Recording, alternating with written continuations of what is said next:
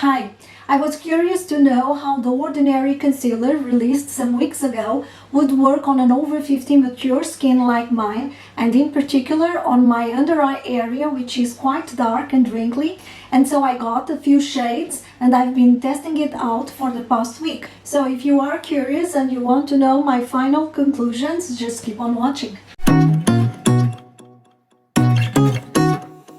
My name is Marisa, welcome to my channel where we talk about everything beauty and lifestyle focusing on over 50 issues.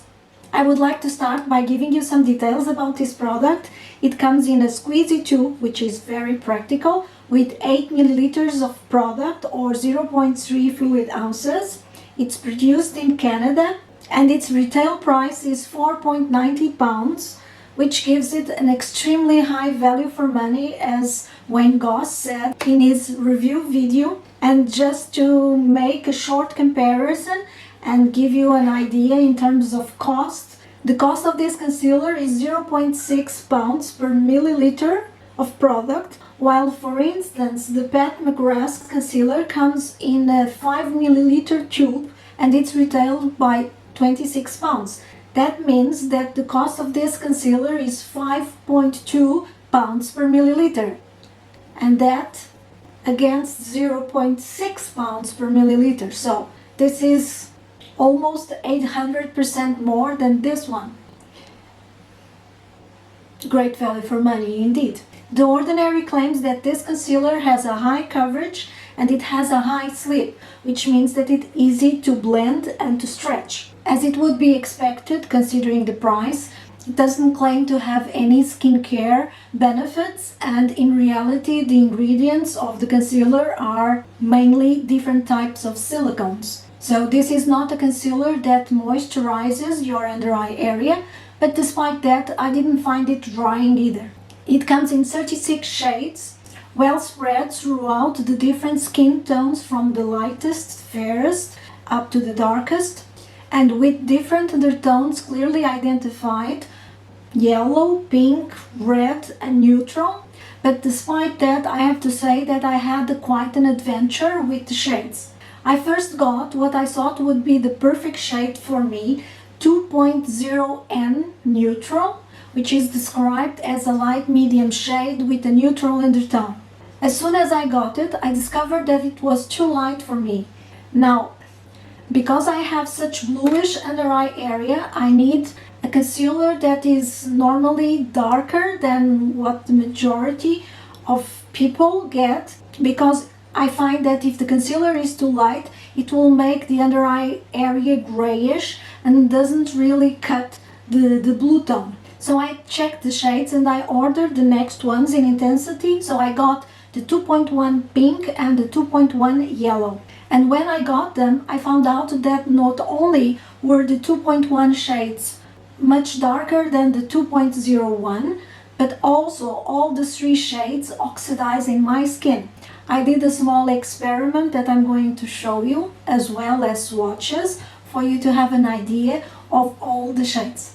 Because I have speed up the footage, it will be quick for you to see that it takes about 2 minutes for the concealer to achieve its final shade.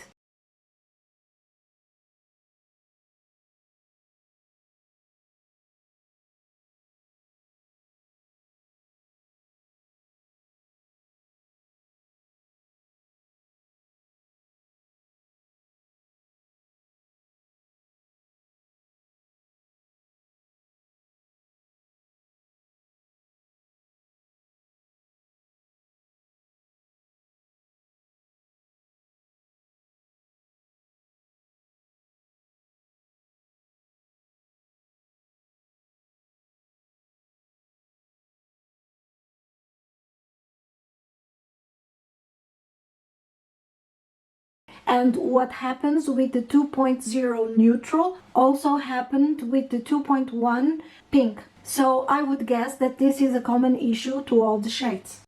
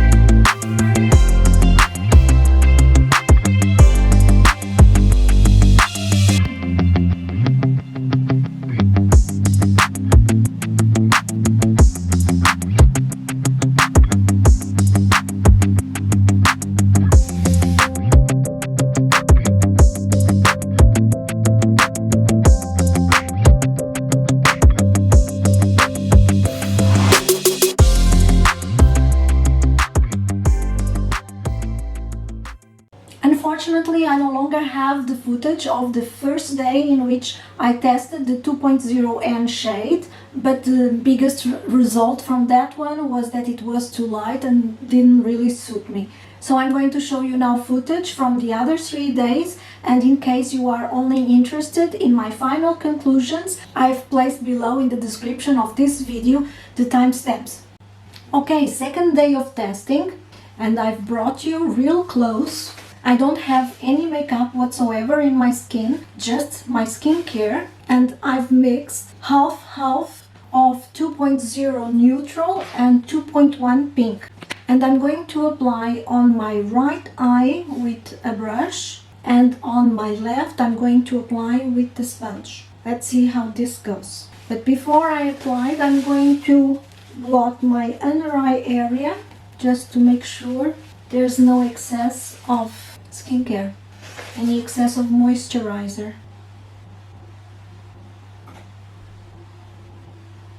Okay, I need to go with my finger. I'm going to press it against the product.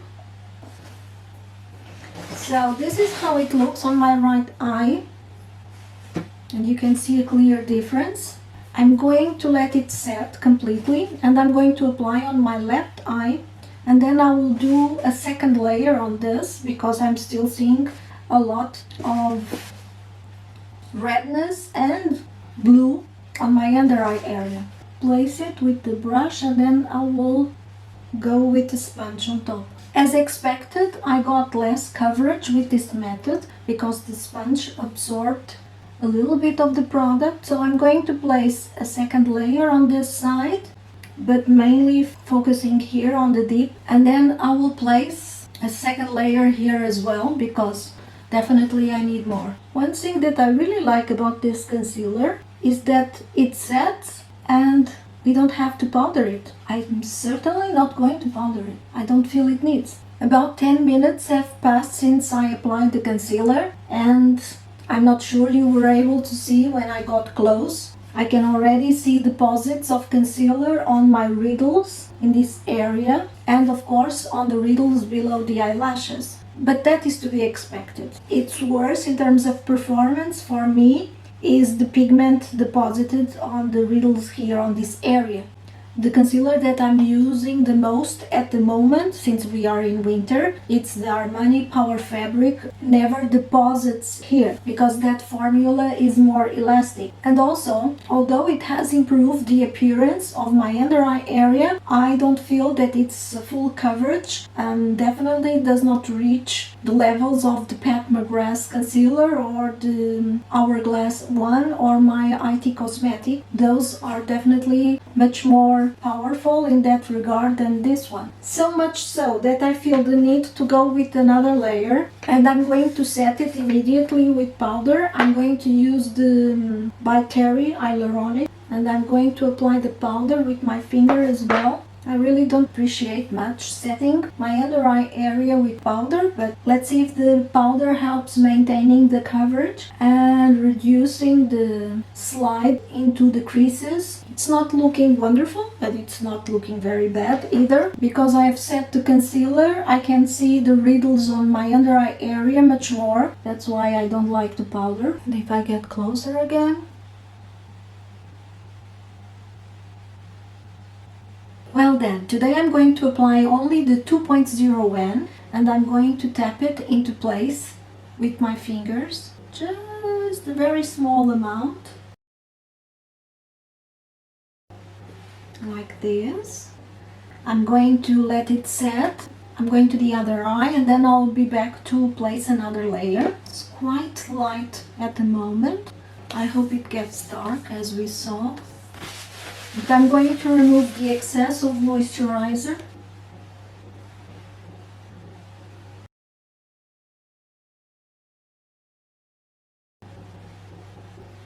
See here, I didn't blot the excess of moisturizer, and this is what happens. It starts to rub off. The silicones in the concealer slide on the moisturizer. My conclusion is that ideally our skin needs to be as much moisturized as possible, but any excess that has not been absorbed needs to be removed. Or else when we are applying the concealer starts to slide and we end up rubbing it off. I'm also avoiding this area here beneath the eyelashes because I know that it will set, the concealer will set there, so there's no point. This side is looking good, so I'm going again to this one, the same process, so very small amount. And I'm not going to set it, I'm going to let it stay like this. I'm going to show you up close. It has been 5 minutes since I applied 2 very thin layers of concealer. I mean, although it says that it's full coverage, I can still see the blue beneath, so in practice I would have to use a corrector below, which is okay. That is definitely not my issue with it. I also have concealers that I like very much and they are not full coverage. I would say they are like a medium high coverage, which I think it's the case of this one. My problem, and I'm going to reduce the light because I would like you to see how it looks on skin. So this is as much definition as and quality of image as I can get the camera to show you. It's not looking smooth on the surface of my under eye area, and if I stretch here, I hope you will be able to see that it has already slid into the riddles. And if I show you like this, I hope you can see as well. I have not brought the concealer down to this area because if I bring it down, I know it will settle on my pores, on the big pores that I have on this area. The concealer is set, so in order not to look dry, I wouldn't set it with powder. But because it has already slid into my riddles, I'm going to try to remove the excess and set it with powder. Like this. And now I'm going to use the least drying powder that I have, which is the Hyaluronic Hydra powder from Byterry. And I'm going to use my hairbrush from Wayne Goss and apply a very light dusting.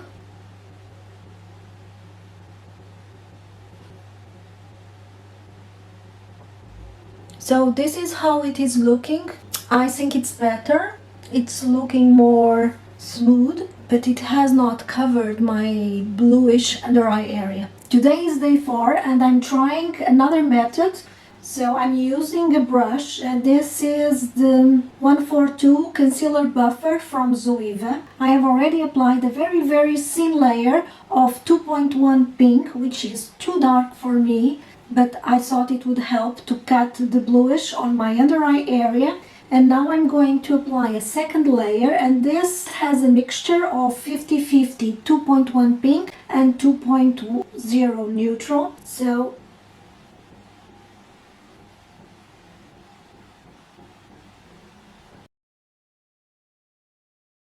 I'm removing the excess and I'm going to leave it like this. And I think this is the best result that I've got with this concealer, and I don't think it will get better. Let me make now a resume of my conclusions. So in terms of finish, it has a natural finish. It's not a flat matte and it's not radiant, it's skin-like. It's buildable and you can go up to a high medium coverage. I don't think we can achieve a full coverage with this concealer. It's not moisturizing, but it does not dry the skin either. In my skin it got darker, so there's a high probability that the same will happen to you if you use it. And what is for me the biggest point against it, although it has a lot of slip, it's not elastic enough to be able to stretch and deal with big sized pores or wrinkles. So what happens is that it breaks and of course it deposits. So with this one, unless you are willing to handle a little bit of creasing, you will always will have to powder. It can be applied with fingers, with a brush, with a sponge. On me personally, because I have a problem with the shades and I had to mix the 2.1 pink and the 2.0 neutral, I found that the best way is to use darker shades, but using a brush and really applying it as light as possible. And like that, I was able to use it without setting it. I think this concealer is great to apply on the face as a spot concealer, especially taking in consideration that it does set very quickly.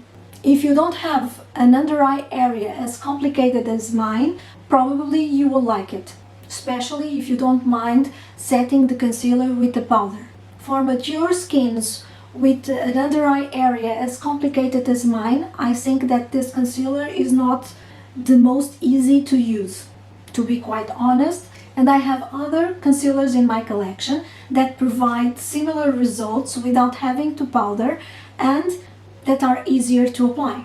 So if you have a relatively smooth under eye area and you need a concealer for spot concealing in your face, then I definitely recommend this concealer, taking in consideration its price. It's unbeatable. And this is it for this video. I hope you found it useful. If you did like it, please give me a thumbs up and share with your friends. I would like to thank you for the time that you have just spent with me, and until next time, bye!